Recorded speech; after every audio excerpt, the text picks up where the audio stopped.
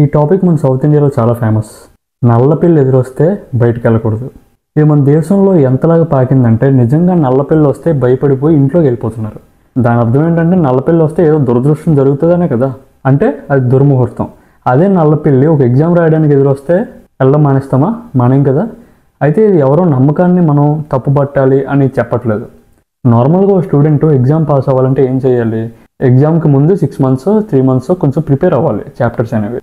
కానీ కొంతమంది ఎగ్జామ్ ముందు రోజు దేవుడు మొక్కేసి నేను పాస్ అయిపోవాలి అనుకుంటే పాస్ అవుతారా? అవ్వరు కదా. దానికి తగ్గట్టు కష్టపడాలి కదా. సో ఇలాంటి కొన్ని విషయాలు మన దేశంలో జరిగే వాటి గురించి మనం దీంట్లో మాట్లాడుకుందాం. అయితే ఇవన్నీ నిజాలంటే కాదు, అలాగే అబద్ధాలంటే అవి కూడా కాదు. దీనికి కొన్ని సైంటిఫిక్ రీజన్స్ కూడా ఉన్నాయి. అయితే అవన్నీ నేను వీడియో చివరిలో చెప్తాను ఒక్కొక్కటిగా.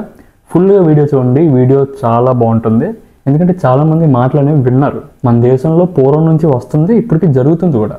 ఇది ఎంత కామెడీ అనిపించిందంటే రీసెంట్గా సోషల్ మీడియాలో మాట విన్నాను. నార్మల్గా పెళ్లి చూపులు జరిగింది అబ్బాయికి అమ్మాయికి.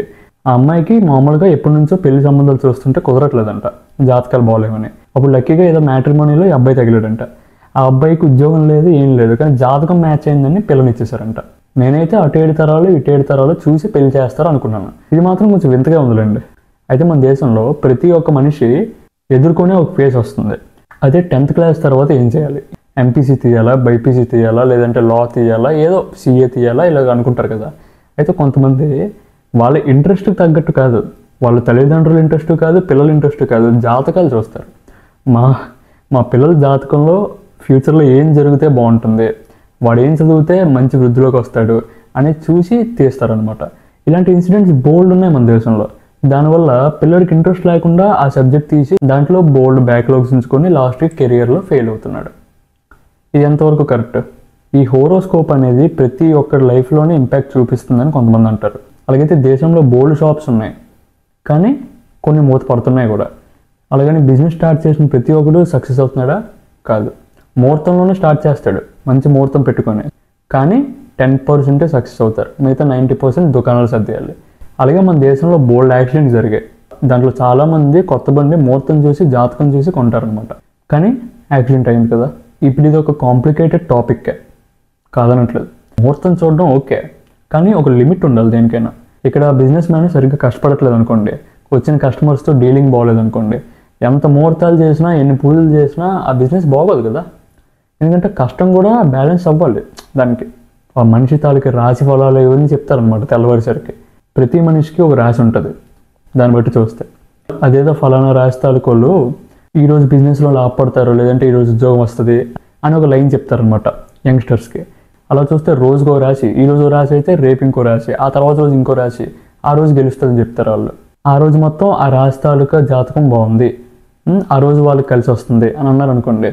అలాగైతే మన దేశంలో ఉండే కుర్రోళ్ళందరికీ ఎప్పుడూ ఉద్యోగాలు రావాలి కదా. ఎంతోమంది అన్ఎంప్లాయిడ్ ఉన్నారు. ఎవరు? స్కిల్స్ ఉన్నోళ్ళేమండి, కష్టపడుతున్న వాళ్ళే, స్కిల్స్ ఉన్నోళ్ళే చాలామంది రోడ్డు మీద పడ్డారు. కొంతమంది అంటారు నా జాతకం బాగోలేదు అందుకే నాకు కలిసి రాలేదని. వాడు అర్ధరాత్రి అయితే కానీ పడుకొని తెల్లారి 10 అయితే కానీ లేకడు, కష్టపడ్డు. రాత్రి ఏమైనా పని చేస్తున్నాడా? లేదు, సినిమా చూసి పడుకుంటాడు, తెల్లారి 10కి లెగుస్తాడు, అప్పుడు స్టార్ట్ చేస్తాడు ఆడి పనులు. ఆడి ఇంకెందుకు సక్సెస్ అవుతాడు? ఫ్యూచర్ గురించి ఆలోచించడు, ఇన్వెస్ట్మెంట్ గురించి ఆలోచించడు, దేశంలో ఏం జరుగుతుందో అక్కర్లేదు. వాడేమో రాశి ఫలాలు బాగోలేవు, నా జాతకం బాగోలేదు, ఈ దోషం ఉంది ఆ దోషం ఉంది అని అనుకుంటాడు. వాడి లైఫ్లో ఇంకేం బాగుపడతాడు? మూఢనమ్మకాలు ఉండకూడదు, అదే చెప్తున్నాను నేను. దైవభక్తి లేనిదే ఏం జరగదు, కానీ దానికి తోడు కష్టం కూడా పడాలి. ఈ మూఢనమ్మకాల వల్ల ఒక బిజినెస్ కూడా స్టార్ట్ అయింది లాస్ట్కి బయట. అది ఇంకో పెద్ద కాంట్రవర్సీలు అండి. దాని గురించి అయితే నేను ఈ వీడియోలో చెప్పదలుచుకోలేదు. అదేంటో మీకు తెలుసు, నాకు తెలుసు. నిజంగా జాతకాలు చూసే టైంలో ఏదో స్కిల్ నేర్చుకుంటే ఎప్పుడో బాగుపడిపోయాడు. చైనీస్ ప్రజలు 2050లో నివసిస్తున్నారని చెప్పి అదేదో మేము వైరల్ అయింది ఈ మధ్యన ఇన్స్టా రీల్స్ వీటిలో. అయితే అది నిజమే. వాళ్ళకి హోరోస్కోప్లు ఉన్నాయా, జాతకాలు ఉన్నాయా, లేదంటే మూఢనమ్మకాలు ఉన్నాయా?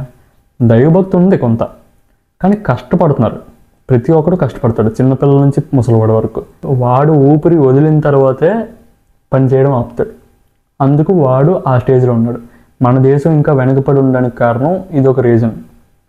ఇదే రీజన్ అనట్లే, ఇది ఒక చిన్న రీజన్ కూడా. దీని వెనకాల పెద్ద సైకాలజికల్ రీజన్ కూడా ఉంది. ఇలా జరగడానికి కారణం ఏంటంటే, ఆస్ట్రాలజీలో ఎలా ఉంటుందంటే, ఇప్పుడు లైఫ్ అనేది అన్సర్టైన్. అందరికీ అప్స్ ఉంటాయని కాదు, అందరికీ డౌన్స్ ఉంటాయని కాదు. హార్ట్ బీట్ ఎలాగైతే పైకి కిందకి కొట్టుకుంటుందో అలాగే లైఫ్ పైకి కిందకి అవుతుంది అనమాట. అప్స్ అండ్ డౌన్స్ ప్రతి మనిషికి ఉంటుంది. ఇప్పుడు వీడియో చూస్తున్న టైంలో మీకు కూడా అప్స్ అండ్ డౌన్స్ ఉండొచ్చు కన్ఫర్మ్గా. సో డౌన్లో ఉండేటప్పుడు అప్లోకి వెళ్ళడానికి ట్రై చేయాలి. స్టాక్ మార్కెట్ ఎలాగైతే పైకి కిందకి పడుతుందో అలాగే లైఫ్ కూడా ఉంటుంది. మూవ్ ఆన్ అవ్వాలి దాంతోపాటు. అలాగని మధ్యలో ఆగిపోలేం కదా, ఎలాగైనా బతకాలి కదా. సో అలాంటప్పుడు ఏంటంటే కొంతమంది మనుషుల్లో మెంటల్లీ వీక్గా ఉండేవాళ్ళు, వాళ్ళ గురించి చెప్తున్నాను నేను, అందరి గురించి కాదు. ఏదైనా చిన్న కష్టం వచ్చేసరికి సింపుల్ ఆన్సర్స్ కోసం వెతుకుతారు. ఆ సింపుల్ ఆన్సర్సే ఈ జాతకాలు, మూఢనమ్మకాలు. అవి ఎలా ఉంటాయంటే ఒక టైప్ ఆఫ్ ఈజీగా లైఫ్ని ఎలా లీడ్ చేయాలి, నీకు ఈ రోజు కాదు కానీ ఒక రోజు వస్తుంది, ఆ రోజు నువ్వు చేస్తే ప్రాబ్లం ఈజీగా సాల్వ్ అవుతుంది అని అన్నారంటే, అంటే ఇప్పుడు నేను ఎంత కష్టపడినా ఇక్కడ జరగదు కానీ ఆ రోజు చేస్తేనే జరుగుతుంది, సో ఆ రోజే నేను చేస్తాను అని. అది వారం రోజుల తర్వాత అనుకోండి, ఈ వారం అంతా వేస్ట్ చేస్తాడు, అంటే టైం వేస్ట్ చేస్తాడు. ఆ టైం విలువ అతనికి తెలియదు. దీన్ని బిజినెస్ కింద కొంతమంది మలుచుకుంటున్నారు, రాంగ్ వేలో పోర్ట్రే చేస్తున్నారు. ఇలా చేస్తేనే నువ్వు బతకగలవు అని భయపెడతారు కొంతమంది. కాంప్లికేటెడ్ టాపిక్ నిజంగా చెప్పాలంటే ఇది మాట్లాడుకోవాల్సిందే కానీ ఎక్కువ మంది దీని గురించి చెప్పరు. కానీ నేను చూసిన తర్వాత, కొంతమంది లైఫ్ చూసిన తర్వాత ఇలా కూడా ఆలోచిస్తారా జనాలు అని నేను చూసి మీకు చెప్పడం జరుగుతుంది. సో నేను చెప్పేది ఏంటంటే మీ కష్టాన్ని మీరు నమ్మండి, దైవ భక్తి కూడా కొంత ఉంచండి, అయితే కన్సిస్టెన్సీగా చేయండి. ఎందుకు మీరు సక్సెస్ అవ్వలేరో లైఫ్లో నేను చూస్తాను. ఇంకా చాలా టాపిక్ ఉంది కానీ దాని గురించి మాట్లాడితే కాంట్రవర్సీ అయిపోద్దని నేను మాట్లాడట్లేదు. ఒకవేళ నిజంగా ఈ ట్రాప్లో ఎవరైనా ఉన్నారంటే బయటికి రావాలి అంటే మీరు ఈ వీడియో వాళ్ళకి షేర్ చేయండి. ఈ వీడియోతో ఒక్క మనిషి లైఫ్ చేంజ్ అయినా నాకు హ్యాపీయే. ఈ వీడియో చేసిన దానికి అర్థం కూడా ఉంటుంది. నచ్చితే లైక్ చేయండి, ఫ్రెండ్స్ అండ్ ఫ్యామిలీకి షేర్ చేయండి. Thank you for watching, see you soon. అలాగే ఈ వీడియోలో నేను తప్పు మాట్లాడుంటే ఫస్ట్ నన్ను క్షమించండి, తర్వాత కామెంట్ సెక్షన్లో రాయండి ఏంటనేది. నేను నెక్స్ట్ వీడియో నుంచి రెక్టిఫై చేసుకుంటాను నా మిస్టేక్స్ అనేవి. లేకపోతే ఈ వీడియోలో నేను ఇంకేమైనా చేంజ్ చేయాలా అనే దాని గురించి మీకు చెప్పాలనుకున్నా ప్లీజ్ చెప్పండి, అది కూడా కన్ఫర్మ్ జరుగుతుంది. నేను మీ కామెంట్స్ చాలా రెస్పెక్ట్ఫుల్గా బాధ్యతతో చదువుతాను. అయితే కన్ఫర్మ్గా మీరు ఇచ్చిన ఈ వాల్యుబుల్ టైంకి నేను వాల్యుబుల్ ఇన్ఫర్మేషన్ మీకు ఇచ్చాను అనుకుంటున్నా. Thank you for watching, see you soon.